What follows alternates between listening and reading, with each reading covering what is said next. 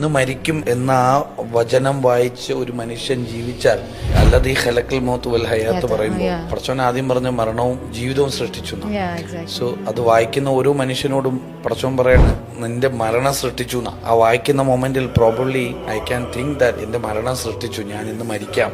അപ്പൊ ഇന്ന് മരിക്കും എന്ന ആ വചനം വായിച്ച് ഒരു മനുഷ്യൻ ജീവിച്ചാൽ ആ മനുഷ്യന്റെ ലൈഫ് ഭയങ്കര സക്സസ്ഫുള്ളാ.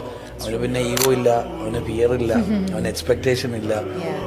അവന് പിന്നെ ഉള്ളത് കൊടുക്കാൻ കുറെ സ്നേഹവും പറയാൻ കുറെ വാക്കുകളും ചേർത്ത് പിടിക്കാൻ കുറെ മനുഷ്യരും ഒക്കെ അവന്റെ മുന്നിൽ പ്രത്യക്ഷപ്പെടും. അവൻ തേടിയൊന്നും പോണ്ട, അവനെ തേടി വന്നോളും. ആർക്കും പെർഫെക്റ്റ് ആകാൻ പറ്റില്ല, പക്ഷെ പ്രസന്റിൽ നമുക്ക് ജീവിക്കാൻ പറ്റും. We don't know when we are going to dye.